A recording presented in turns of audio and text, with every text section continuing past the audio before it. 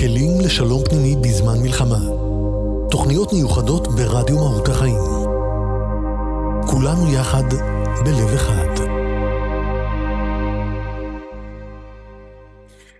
שלום לכם, רדיו מהות החיים, משכן הכוונה. אנחנו עושים תוכנית נוספת עם הרבה ספיר נוימן אייל, והיו לנו כמה שיחות לאחרונה, אחת טרם המלחמה על אחדות ישראל,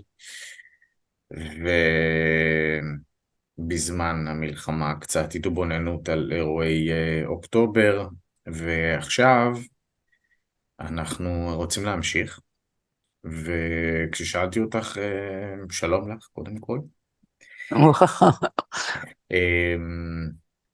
אז כששאלתי אותך לפני התוכנית עם מה נתחיל, אז אמרנו אולי שנתחיל באמת על העניין הזה של תפילה, גם לעשות אולי סדר קצת בין, לא יודע אם קודש לחול, אבל בין עניין דתי לרוחני, אבל ניקח את זה איתך, מאיפה שאת רוצה להתחיל, מאיפה שמרגיש לך שנכון מבחינת מה שאת חובה, בקולות שמבחוץ ומבפנים. אני סומך על הקולות שאת שומעת ועל מה שאת מזקקת ומרגישה צורך להביא. אז למה תפילה? מה תפילה עכשיו? מה הסיפור שלנו עם תפילה? אני חושבת שהמקום שבו אנחנו מרגישים מאוד מובסים ומאוד חלשים, מחפש שפה שבתוכנו, באופן להביע גם את המצוקה, וגם את היכולת לחבר את עצמנו לתקווה. אז נדמה לי שכולם מחפשים אמצעים שיאפשרו להם להתקשר מעבר, או לראות מעבר, לחלץ את עצמם מאותה, בוא נאמר, מאותה מועקה, ולראות לאן זה מוביל, או לראות פשר. כל הדברים האלה, אז אני שומעת הרבה אנשים שהולכים על צורות של התבוננות, על צורות של מדיטציה, על צורות של לקבץ קבוצות עם כוונות משותפות כדי להעצים את הכוח. אז אנחנו צריכים לראות איך הקבלה רואה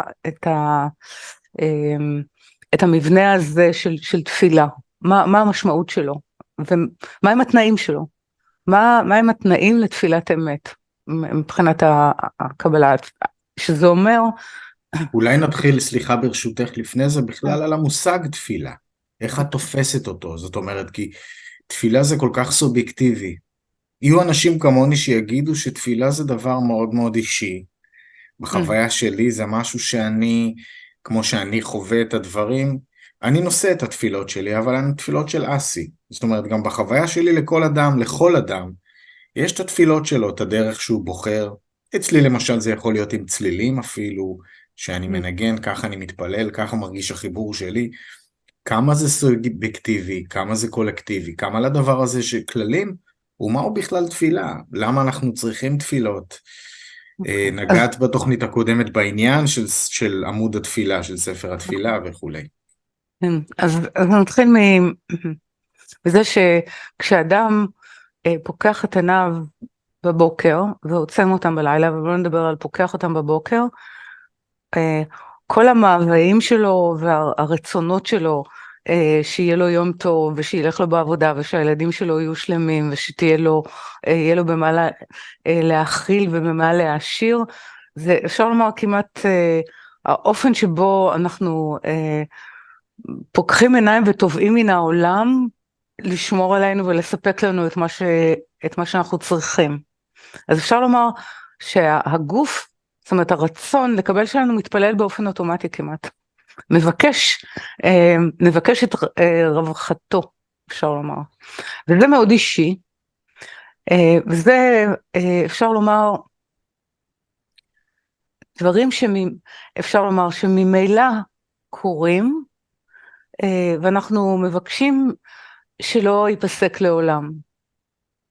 זאת אומרת, כשאנחנו מביטים על העולם ברמת הנפש, עכשיו אני מבינה, אנחנו רואים שבעצם העולם מספק לנו את כל מה שאנחנו צריכים, אם אנחנו לא מפריעים, כן? אם אנחנו לא מפריעים, אם אנחנו בעצם באיזה מין הכרה של תודה, אבל כשאנחנו פוקחים את העיניים, אנחנו לא פוקחים אותם, אלא אם כן אנחנו מחנכים את עצמנו בהכרת תודה, אלא אנחנו פותחים אותו בהכרת תביעה, אנחנו תובעים, במובן של לתבוע. והקבלה אומרת, רגע, זה הרגע שבו אנחנו צריכים להפך את זה. ששם אנחנו מדברים על דבר מאוד אישי ועל צורך של כל אחד, וזה באמת בכל הרמות של מה שאנחנו מכנים קיום. אוקיי? אבל כשאנחנו רוצים להיכנס בעצם לתפילה, ואנחנו יכולים להסתכל על זה במבנה של המילה בעברית, קודם כל יש העמדה למשפט, יש הפללה. מה אני מפליל? אוקיי? קודם כל אני מפליל את העמדה הזו של מגיע לי, והעולם חייב לי, והסדר הנכון של הדברים זה שאני מקבל מה שאני רוצה. זאת אומרת, אני מפליל את העמדה הלוקחת. אני אומר, שזה בוא נאמר יותר יצחק, אני אומר, ניתנה לי תודעה כדי להבין א', שזה לא, שבאמת העולם מספק לי את מה שאני צריך, אבל כדי שאני אעשה עם זה משהו. ואני אפילו לא שאלתי את עצמי, מה בעצם הקיום שלי צריך לשרת. אז אני מוכן לעמוד כרגע למשל ולשאול, זה שאני מקבל הכל, וזה שבעצם רוב חיי, יש איזושהי רווחה שמאפשרת לי להתקיים, האם בעצם כל המערך הזה זה בשביל שאני אתקיים או אתקיים ברווחה? האם אין שם עוד כן, איזה מין פשר, תביעה ממני, שבו אני לא הלוקח, אלא שבו העמדה שלי משתנה לעמדה של נותן או לעמדה של שותף. אז הדבר הראשון שעולה בתפילה צריך להיות העמדה של האם אני ממלא את תפקידי, האם אני ממלא את ייעודי. עכשיו, הייעוד שלי הוא לא הייעוד של הקיום, הוא ייעוד של חיים, זאת אומרת, מי שמחזיק, אפשר לומר, את ספר ההוראות של הייעוד שלי, זו נשמתי, לא נפשי, לא הקיום שלי. לעתים הקיום לוחץ אותי באופן כזה, שזה מאלץ אותי בעצם לשאול את עצמי את השאלה, האם אני עומד בתנאים שאפשר לי הקיום, האם אני באמת משתמש בקיום שלי נכון, ומה זה לי, עכשיו מאיפה אני אדע איך להשתמש נכון, כן, אז באה הקבלה ואומרת לנו, אוקיי, יש מערך כזה שנקרא, שבו הקיום שלי מבקש לברר לעצמו את מה הוא צריך לשרת, ואם הוא צריך לשרת, אז הוא נכנס בעצם לאיזו הכרה שחסר לו התבנית שבתוכה הוא חי, שבתוכה בעצם נמצאת התוכנית והמשמעות של מה שהוא צריך לעשות, וזה נקרא תורה. Okay. זאת אומרת, אז אני אלמד כדי להיות מסוגל לפלל, זאת אומרת, גם לתבוע מעצמי ולבקש עזרה, להבהיר מה אני צריך לעשות כדי להתקשר אל התוכנית הזאת. אז זה הבסיס הראשוני של תפילה, זה חקירה. זאת אומרת, הבסיס הראשוני של תפילה צריכה להיות חקירה, במה המשמעות של היותי כאן, בזמן הזה, בעידן הזה, בדור הזה. בוודאי כשאנחנו מדברים על ישראל. זאת אומרת, ישראל חייב לקרוא את כל המאורעות, כמו, בוא נאמר, בתישה, לחץ עליו, להגדיר את הזהות שלו ואת הערך שלו, כפי שנשמתו מבקשת ממנו. זאת אומרת, כמו שנשמת ישראל בשורש שלה מבקשת. אז קודם כל, הוא מבין מיד, כשהוא נכנס לתוך זה, שהשם שלו, ושם זה לשם מה, שהשם שלו, ישראל, הוא לא שלו, הוא נושא שם של העליון. הוא לא נושא את השם של עצמו. הזהות שלו ניתנה לו על ידי העליון. השם של ישראל הוא לא שם של בני אדם, הוא שם של העליון, okay? שפועל ישר, כן? פועל ישר בחסדים. Okay? זאת אומרת שהשם הזה מחייב אותי. אם אני מתכנסת עם אחרים לזהות הזו, אז הוא מחייב אותי לשירות הזה, של השפעת חסדים לעצם המערכת, זאת אומרת, לכנסת ישראל, מה שמכונה, ולעולם כולו. אז בוודאי שכישראל, כשאנחנו עומדים בתפילה משותפת, אנחנו לא ממלאים את התפקיד שלנו באופן ראשוני, כן? זאת אומרת, אז קודם כל, זה הכוח של הכינוס, מה שנקרא, של השכינה. בכל תפילה נאמר לנו, אסור שיהיה שום דבר שיפריד בינינו לבין השכינה. זאת אומרת, השכינה במקרה הזה נקראת קיר, אוקיי? קיר התפילות, אם תרצה, המקום שבעצם שם אנחנו מרגישים את המכשול או את המחסום שבין הקיום שלנו לחיים שלנו, שבין הנפש שלנו לנשמה. זה דרך זה אנחנו יכולים להעביר פתקים ולעשות חורים בקיר הזה, אם תרצה. והקיר הזה הוא השותפות. השותפות הזו של הזהות של ישראל, מה היא מבקשת מאיתנו, איך אנחנו, ההכרה שאנחנו לא עומדים בתנאים האלה, ואנחנו מבקשים לעמוד בהם, וזה נותן לנו את מה שאני מכנה את התקווה הרדיקלית. את האפשרות בעצם לייצר קו חיבור לשפע, לחסדים, שנמנעים מאיתנו ומהאנושות כולה, משום שאנחנו לא מוכנים לעמוד במקום הזה של להגדיר באמת את מי אנחנו, שם של מי אנחנו נושאים, ולבקש לדעת, כן? לבקש ללמוד, לבקש להגיע למרחב כזה שבו אנחנו נעים, מרגישים, משפיעים, מתוך הבנה, כן? של הצורך בוא נאמר, של ישראל למלא את זהותו, ושל התפקיד שהוא צריך למלא. אז זה הבסיס הראשוני של תפילת ישראל. עכשיו, יש במילה הזאת עוד דברים. אני לא יודע אם זה קשור, תפל, תמיד אצלי זה אמרתי בין תפילות לתפילות, כן? כי אתה יכול לשאת תפילה, ואתה יכול גם לשאת מילים שהן תפילות, שאין בהן. נכון, אז זו הסכנה בתפילה, זאת אומרת שבתפילה יש תביעה להבדיל בין תפל לעיקר. עכשיו, אני רוצה רק לומר שתפילה לא מבחינה, כשאנחנו מדברים תפל ועיקר, היא לא מבחינה בין טוב לרע, היא מבחינה בין אמת לשקר. לכן תפילת עומק נקראת תפילת אמת. לא, זה לא רק תפילה לטוב, זו תפילה לאמת. אוקיי. עכשיו, אחד התפקידים המרכזיים של ישראל, זה לא להתעסק בטפל, אוקיי? זה להתעסק בעיקר. למה? משום שהמבנה, בוא נאמר, המבנה הנשמתי של העברים עם עין,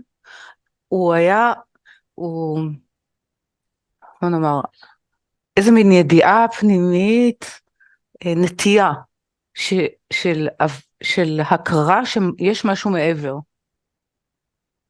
ושהאנושות צריכה לעבור את זה, כן? זה מתחיל עם אברהם, ושהאנושות צריכה לעבור את הנהר הזה, כלומר את ההערה הזו, את הנהרה הזו, כדי להגיע אל המציאות, שהוא מחוז חפצה של הנשמה. Okay?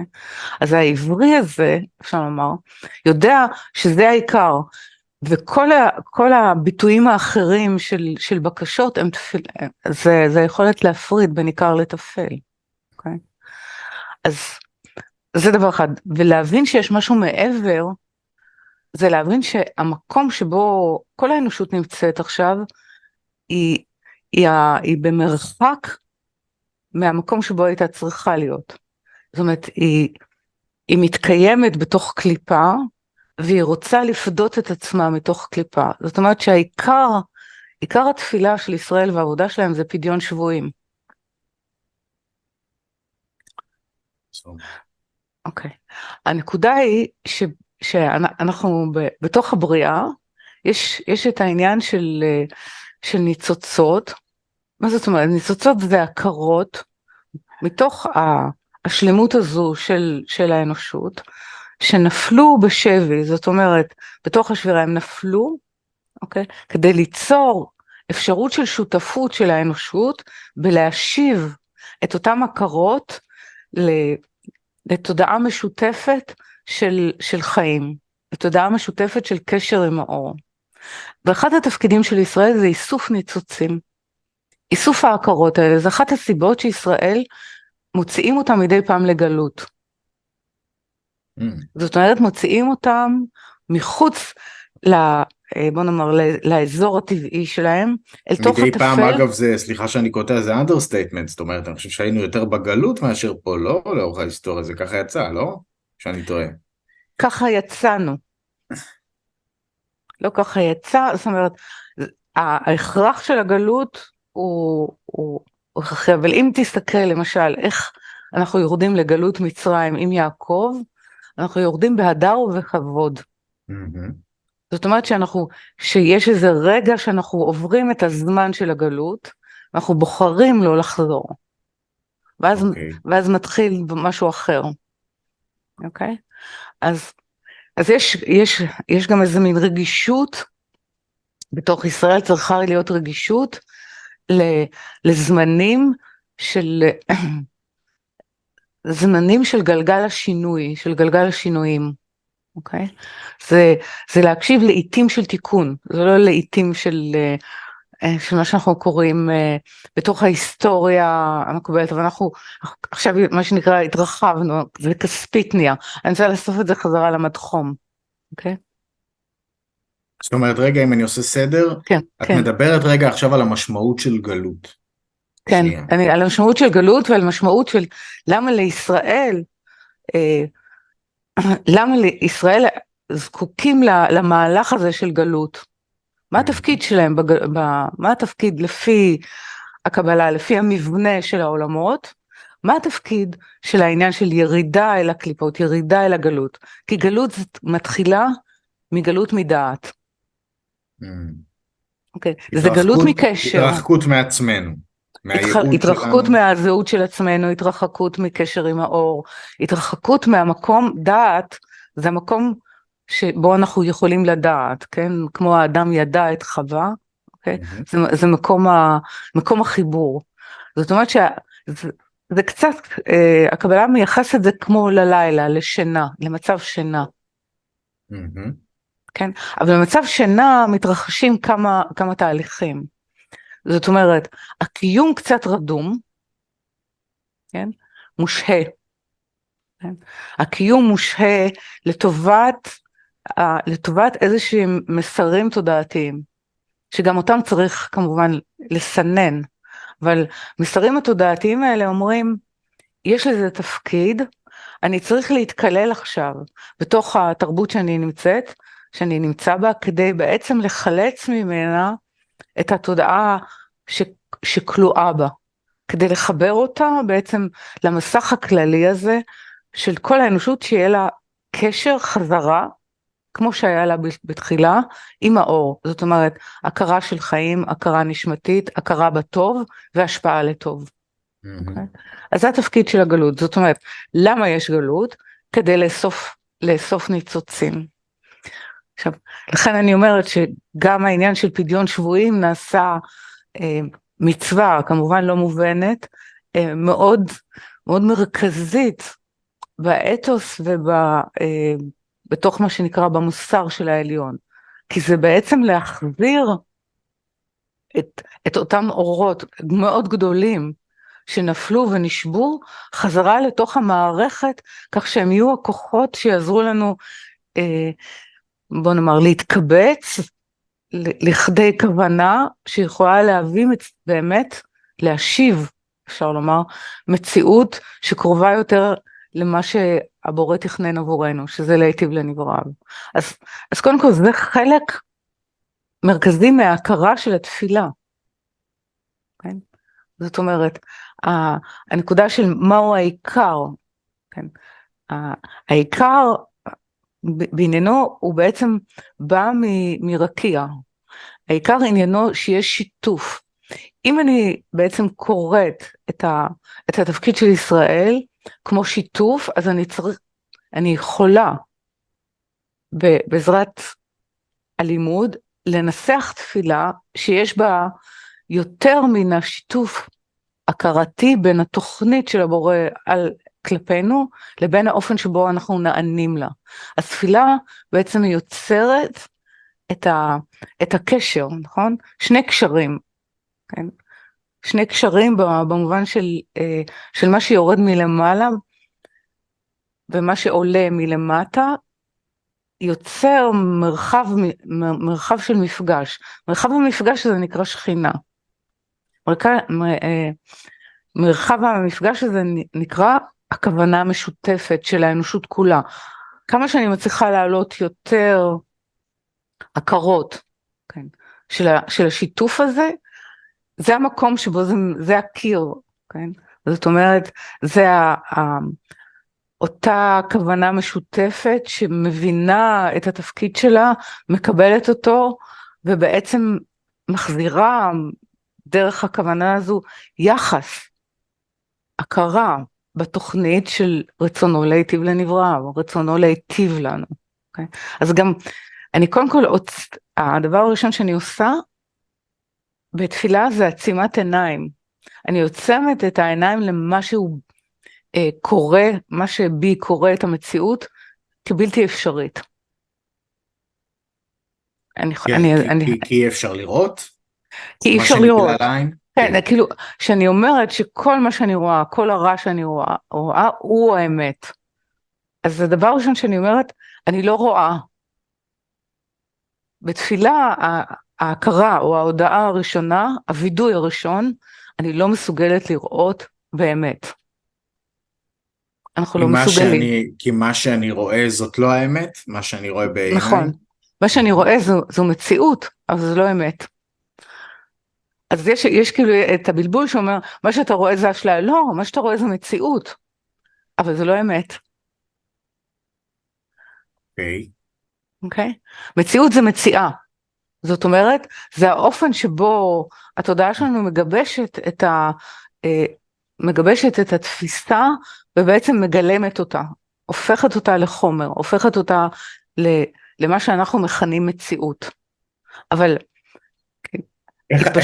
אז איך אני עובד עם זה? זאת אומרת, המציאות זה מה שנגלה לעיניי, אני צריך לעבוד עם זה איכשהו, אני לא יכול רק לעצום עיניים הרבליות בתוך... רגע. לא, בסדר. זה הווידוי, זה הווידוי. הווידוי הוא עצימת עיניים. כן. אני אומר, הווידוי אומר, אני לא רואה, אני מכיר במגבלה שלי, אני לא מסוגל לראות. ועצם ההודעה הזו, היא יוצרת שוועה. כן? היא יוצרת בעצם צעקה, אני מרים, הווידוי הזה מרים, זה שוועה, זה היכולת, הזוהר קורא לזה, ואנחנו בדיוק בפרשה שהוא מסביר את זה, זה חיי שרה, זה האם הגדולה שנתנה לנו את התפילה הזו, אוקיי? השכינה. אז מה אני עושה? עולה שוועה, זאת אומרת, אני מרים קול, הצורך שלי מונף כלפי מעלה, זה נקרא להרים קול, לא לצעוק. זאת אומרת, זה מרים את הצורך האנושי בראייה אחרת, בחסד, וזה יכול לבקוע ולהגיע באמת לאיזשהו מקום שיש בו את היכולת להשפיע לי את זה. אז זה התפילה. קודם כל הווידוי, ואז השוועה, ואז באה דמעה. כי דמעה זה העירוב. העירוב שבין תחתון לעליון.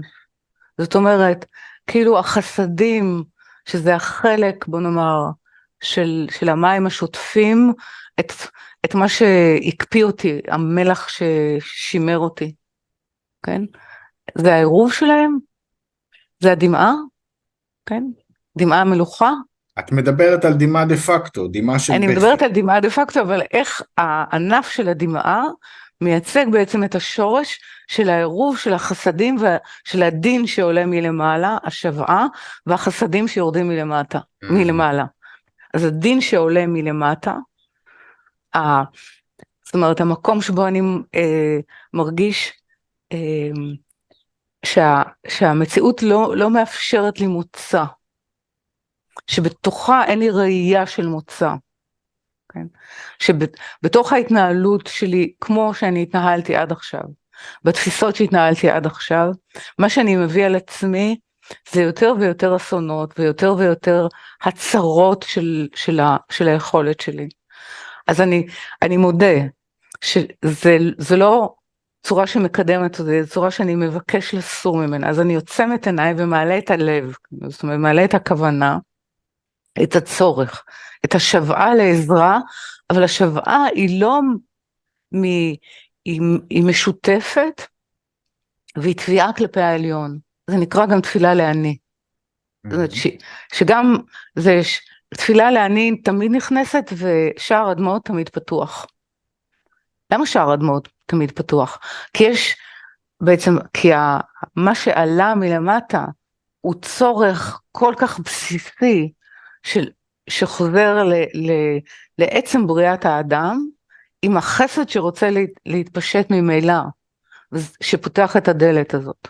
אז זה הדמעה, זה השיתוף. משום שאני שיתפתי בהכרתי את הצורך שלי בעליון. וכדי לראות אחרת, כדי להיות מסוגל להרגיש אחרת. אז אני אומרת שבשפה שלנו, התפילה היא תקווה רדיקלית.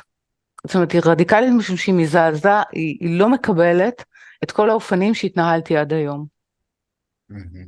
אוקיי? היא מבקשת בעצם, היא מבקשת תיקון באופן אמיתי, באמת. לא סידור שיהיה יותר נוח.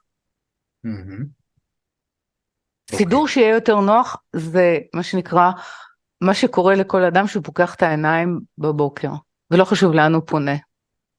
וזה לא תפילה, זה מה שאני מנסה לומר. אז דווקא היום שזה מאוד ברור הצורך, אז גם יש צורך גם יותר גדול כדי לומר איך אפשר לעשות את זה מועיל. איך אפשר לעשות את זה קרוב, מתקרב לאמת, יותר קרוב לאמת. פחות קרוב לעניין הזה שבוא נחזור, בוא נבטל את כל מה שהיה, בוא נחזור כמה שיותר מהר למה שהיה קודם, או לאיזשהו הרגל, אוקיי? בלי שבעצם קלטנו את האפשרות שיש כרגע. אז תפילה היא הכרה באפשרות גם. באפשרות שניתנה לנו לעשות שינוי מאוד עמוק. אז התפילה היא לזה, שאני אוכל לעמוד ולבקש על צורך אמיתי, וצורך אמיתי הוא לא הצורך הפרטי שלי, הוא הצורך שאוסף את צורך הכלל, ומאבד אותו לכלל קשר יותר עמוק. לכן אני אומרת שמה שאנחנו עומדים בו כרגע, אם אנחנו קוראים נכון פדיון שבויים, זה הולך לשורש מאוד עמוק, של איסוף ניצוצין, של ישראל. זה בקשה לא רק על הקונקרטי, זה כולל את הקונקרטי וזה כולל בתוך, לכן שזה כוח עצום. את כל מה שאנחנו מבקשים להשיב למערכת כזו שמסוגלת ליצור תפילה אמיתית, זאת אומרת קשר מחודש עם העליון. האם זה ברור מה שאני אמרתי או... אני מעכל, אני תכף כמה שאלות שיש לי בעניין הזה. קודם כל, האם יש ציווי בעניין הזה? האם יש בהכרח נוסח אחד? מה המשמעות של המילים בתפילה? בוודאי שזו שיחה עמוקה, אבל אני שואל רגע באופן כללי, אם אני מסכם, אז אני מבין שהתפילה, כאשר אני עוצם את עיניי, בשעה שהמציאות שנגלית לעיניי, לא תמיד אני יכול לתפוס אותה, את אומרת, לא, היא מציאות, אבל לא בהכרח יש בה אמת, כי הרבה אנשים יסתכלו החוצה ויגידו, מה זה רשע וטוב לו? מה קורה פה? מה הם הכוחות? מה מתגלה לנגד עיניי?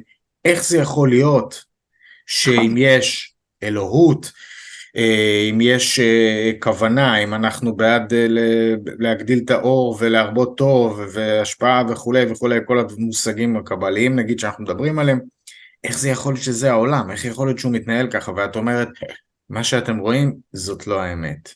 לא, מה שאנחנו רואים זה ברור למה זה כך. לך זה ברור, לא לכולם, כי אנחנו כן. נצמדים בעצם לנקודה של עצמנו, של איך אנחנו רואים את העולם. כאילו שהמציאות היא האמת, והמציאות היא לא האמת, המציאות היא המגבלה של התפיסה שלנו. אוקיי. אוקיי, אז קודם כל, זה הנקודה הזאת. אבל אנחנו עומדים כאן על נקודה מהותית. נכון. בתור אחד שעובד בארגון שיש לו אוריינטציה רוחנית הרבה מאוד שנים, השאלה שתמיד עולה אצל אנשים, אוקיי, ושם העבודה שלנו של חיבור, נקרא לזה לצורך העניין שמיים וארץ, אומרים, סבבה, אבל יש את המציאות, אתה לא יכול להתנתק מהמציאות, אתה רוצה אולי משהו אחר, אבל תראה מה קורה.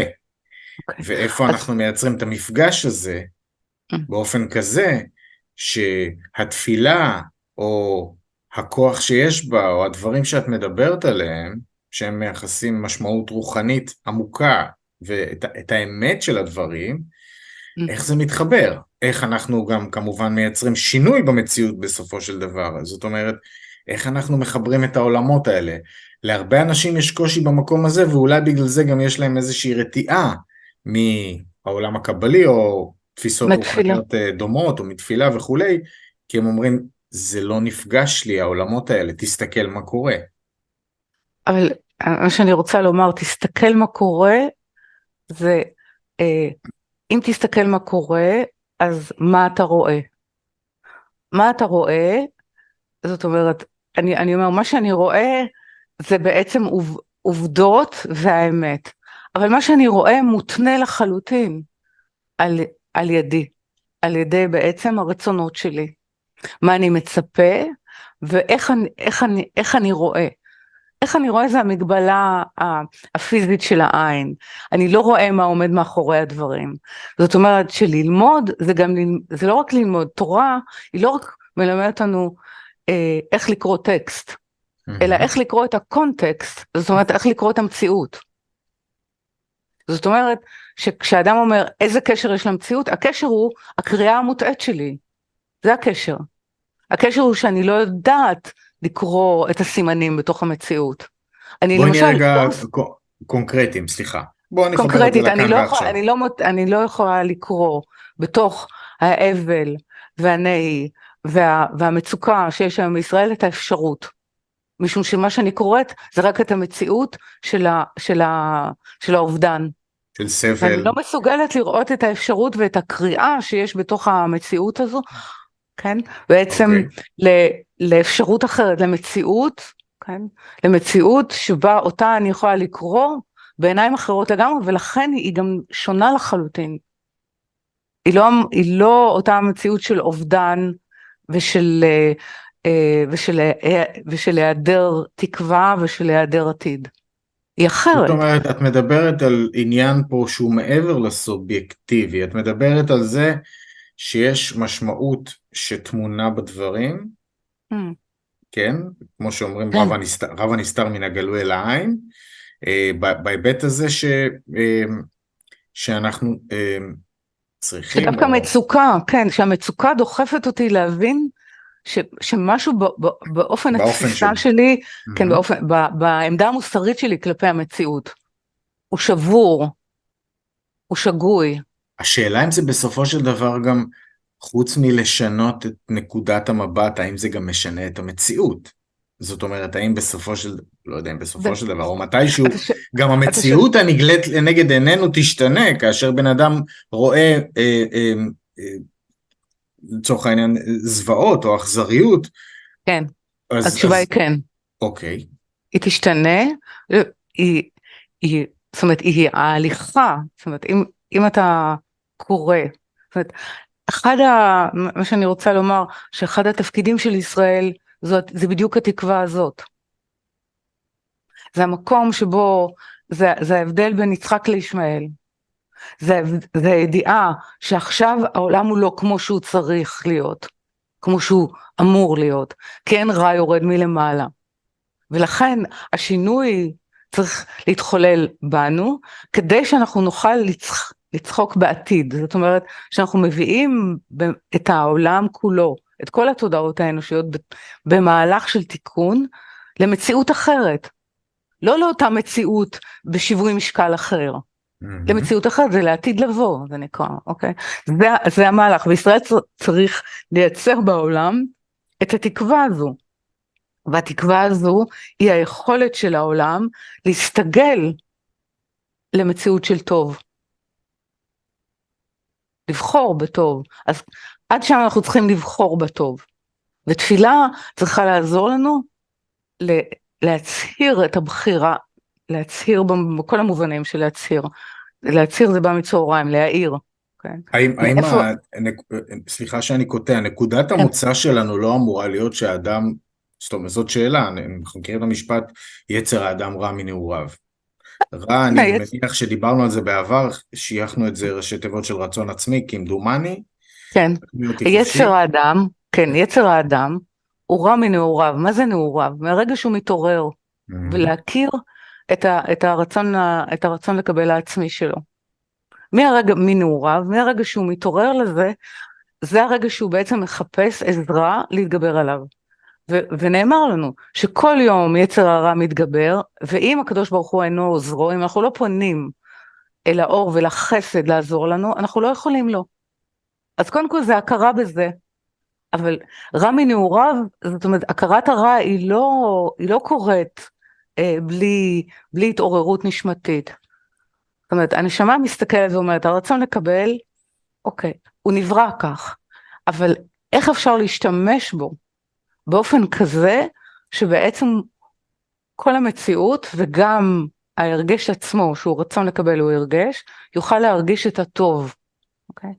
האופן שבו אנחנו לא מוחקים ומקטינים את האגו או מעלימים אותו. אנחנו מגדלים את ההשתוקקות, את ההרגש, אבל אנחנו משתמשים בו באופן שהוא משפיע, באופן שהוא מאפשר לטוב להתפשט.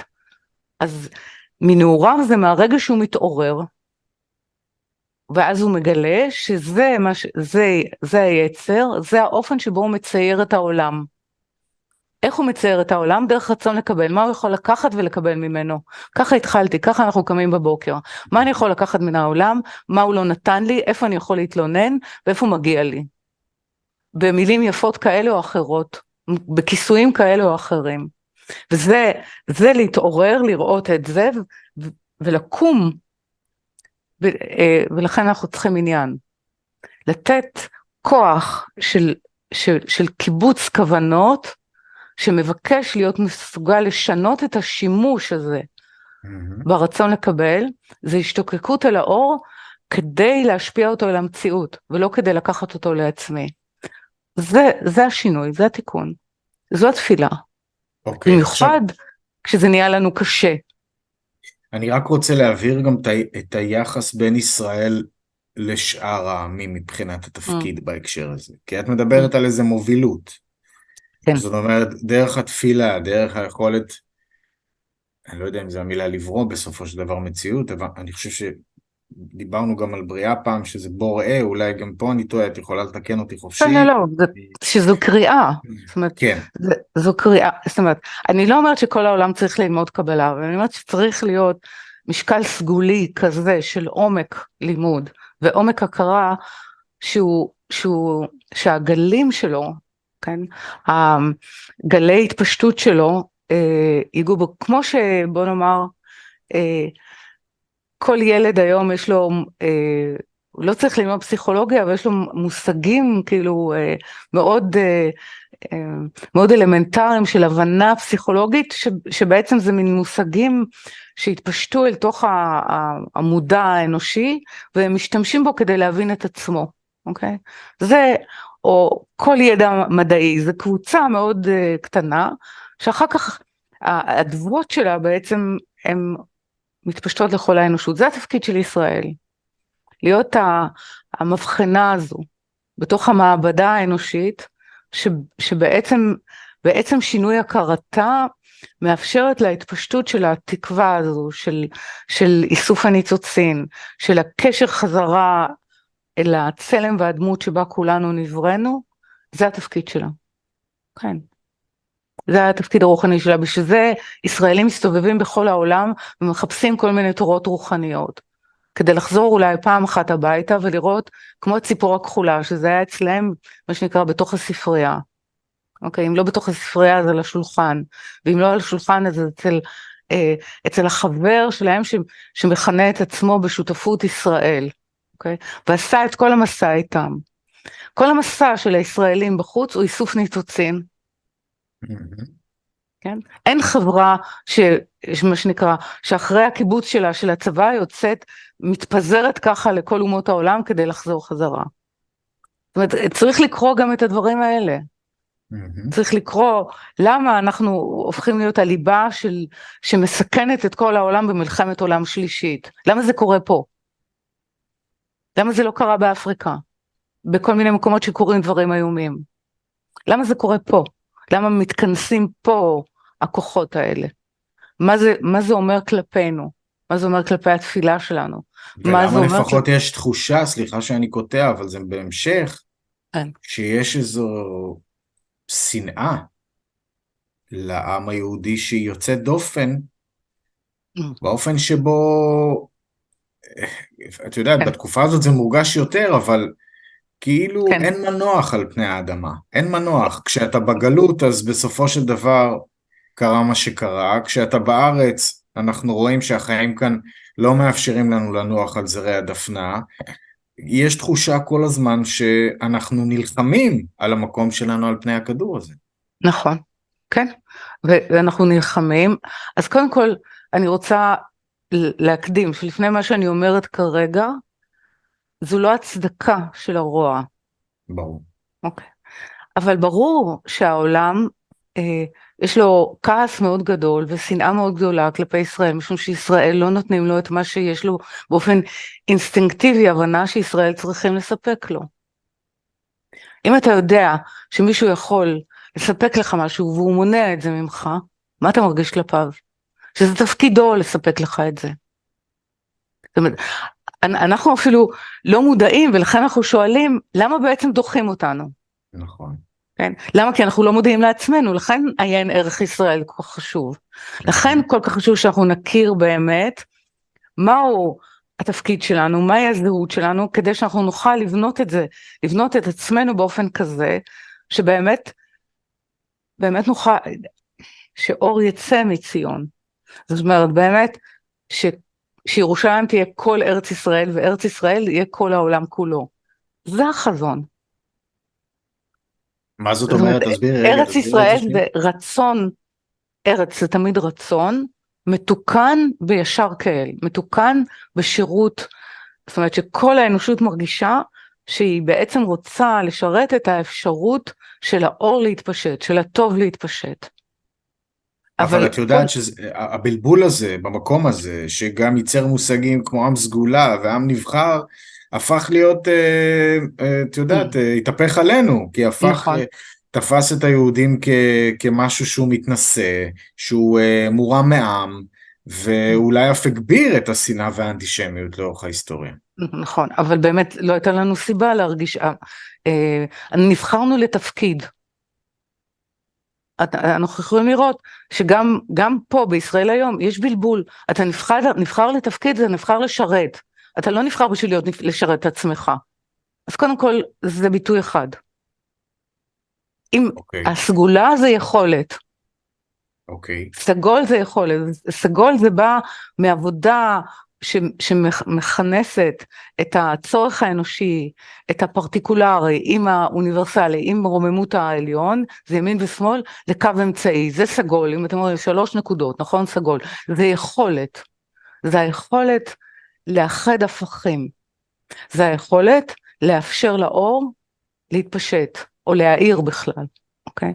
זה סגולה. עכשיו, אם אני אומר אני נבחר, אז אני מיוחד, בלי שאני ממלא תפקידי, אני נבחרתי למלא תפקיד מסוים, אז קודם כל אני צריך לבדוק שאני באמת ממלא את התפקיד. כי ניתנו לה יכולות לזה.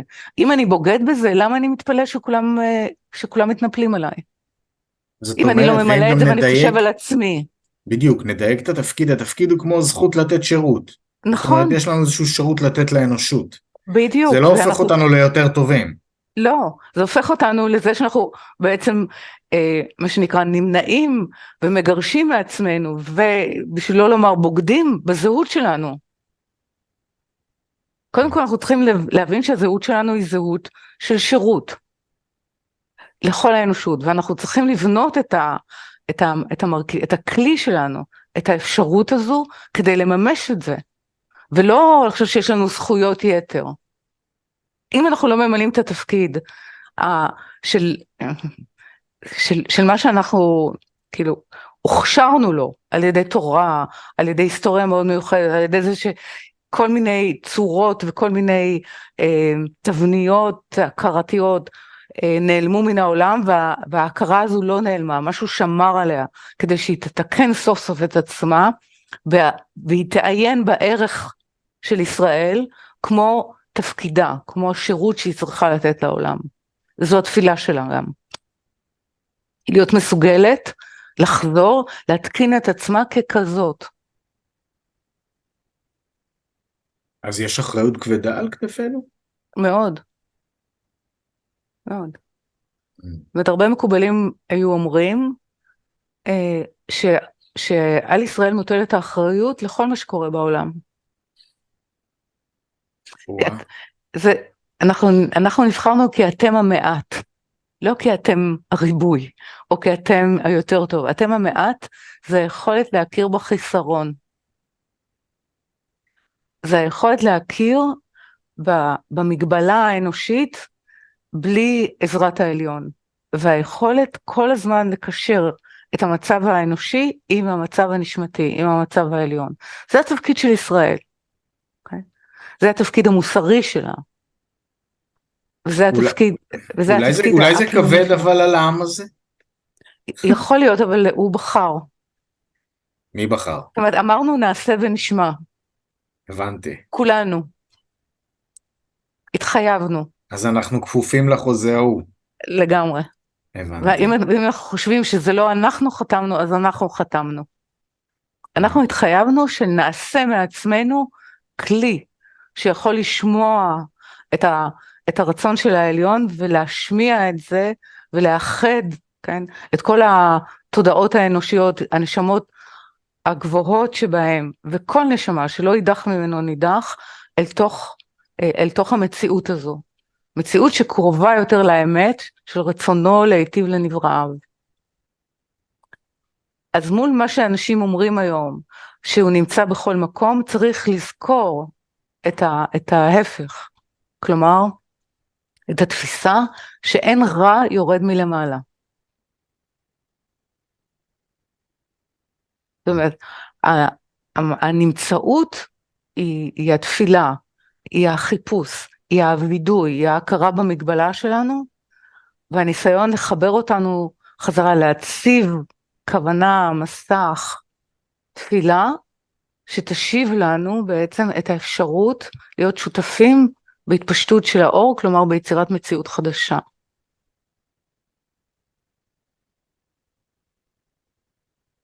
הבנתי.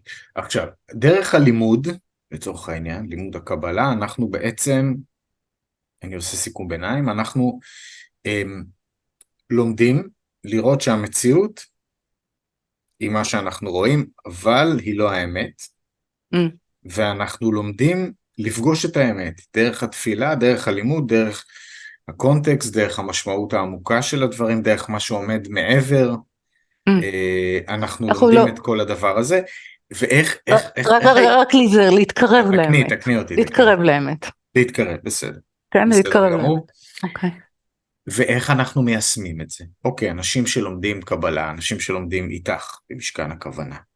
איך זה מיושם באופן כזה שבאמת, בסופו של דבר, נראה לי שיישום, כמו שאמרנו, זה שהמציאות גם משתנה.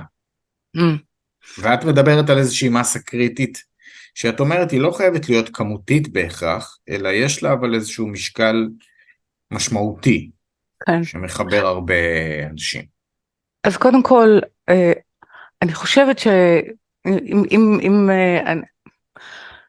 אני לא פוסקת הלכה, אבל בוא נאמר כעצה יעילה, שאנשים ישתדלו להתפלל בקבוצות, לא לבד.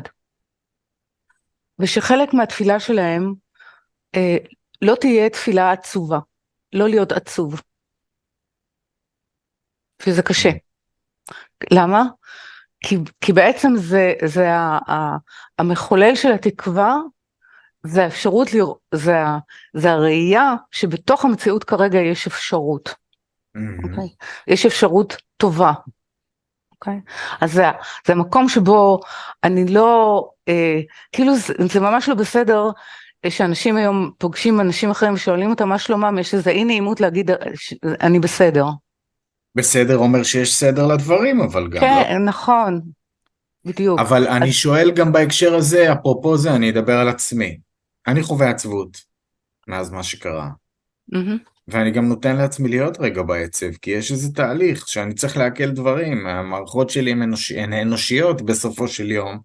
אני לא בורח ממנו, אני עצוב, כן, הבכי, אפרופו דמעות, אני דומה הקונסיסטנטי, אני לוקח גם את מה שאמרת על הדמעות, זה בהחלט עושה לי להתבונן על זה ברובד העמוק, כי אני מרבה דמעות, אבל בתקופה הזאת יותר, אבל זה גם גורם לי לאיזה זיכוך, לאיזה הקלה, משחרר לי איזה מועקה, בכי תמיד נראה לי דבר מאוד מאוד בריא. אבל אני מציעה, זאת אומרת, אני מבינה את הצורך, באמת שאני מבינה את הצורך הנפשי, לתת לנו רגע להיות עצוב. ואני אומרת, הרגע הזה שאני נותנת לעצמי להיות עצוב, זה הרגע ששוב אני לוקחת. איך אני יכולה לעשות את הרגע הזה, להפוך אותו, לא להפוך אותו לנגע, אלא להפוך אותו למשהו שנוגע בי, ואני מנסה להרים אותו. כלומר, אני מנסה להרים אותו, את אותו עצב. עצב זה גם נרב, זה מקום חישה.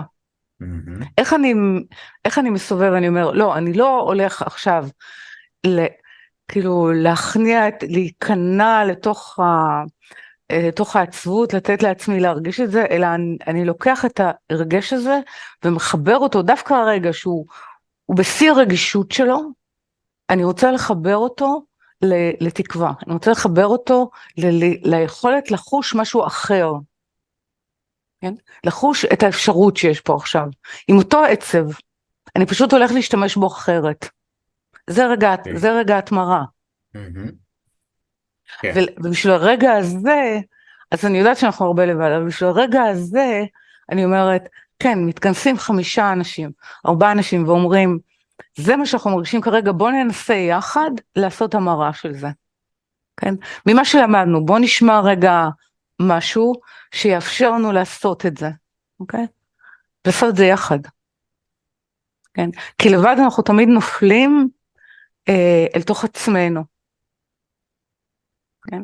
והיכולת של איזושהי קבוצה להרים את זה למקום אחר, אז אנחנו תומכים אחד בשני, וכל אחד בא ממקום אחר, זה הכוח של התפילה המשותפת, כן? גם כן של ישראל, שישראל יש בו עניין של שיתוף, זאת אומרת הכוח של ישראל הוא השיתוף, הוא מתקיים בשיתוף בין עליון לתחתון, ובשיתוף בינינו, בהכרות האנושיות, כדי לזכות בשיתוף של העליון. מעניין. אז זה במובן מסוים פרקטי. זאת אומרת, את אומרת, צעד ראשון, זה תפילה בחברותה. כן, ולא לתת לנו ליפול אל תוך כאילו שזה עוזר למישהו.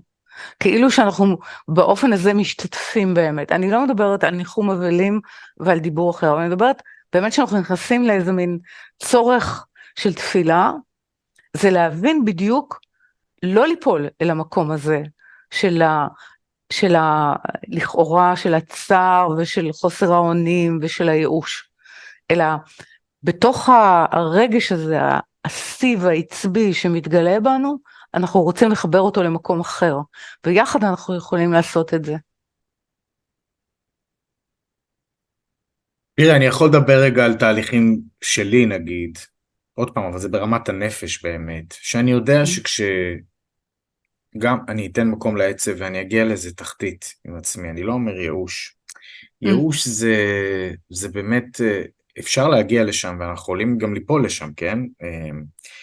אבל אני מדבר בעיקר על איזה הגעה לאיזה נקודה תחתית שממנה אני יכול להתחיל לראות משהו חדש, ליצור אופק חדש. אבל לעתים, עוד פעם, רק על עצמי ידעתי לדבר, עד שאני לא מגיע לנקודה הזאת, אני לא יכול להתחיל את המשהו החדש, את הדרך החדשה, את ההיפוך הזה שאני יכול פתאום להסתכל על המציאות. כאילו יש משפט שאומר, in order to get beyond, you have to go through. בחוויה שלי אין קיצור הדרך, אני לא יכול לקפוץ מעל העצב עכשיו, את מבינה? כאילו יש שלבים רגשיים. איך את מסתכלת על זאת אומרת, באמת על התהליכים האלה, או אני מסתכלת עליהם כמו... אם יש קיצורי דרך, אני אשמח ללמוד, אני לא מצאתי אותם עד היום. אוקיי. אני מסתכלת על זה, שבעצם אני מקבלת המון סיבות טובות להישאר בתוך עצמי. מה שאתה אומר, אני בתהליכים נפשיים מסוימים, מצליח, מה שנקרא, להציל את עצמי מעצמי. כן, אני צריך להגיע לאיזושהי, בוא נאמר, אל הקרקעית, משום שבקרקעית אני יכול לבעוט את עצמי חזרה למעלה. משהו עד שאני כזה. לא מגיע לקרקעית, אני לא יכול לבעוט את עצמי למעלה. ואני אומרת כזה.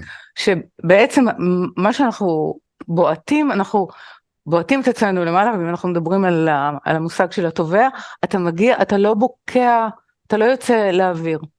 אתה מגיע עד סף כזה, שאתה בסדר עם זה.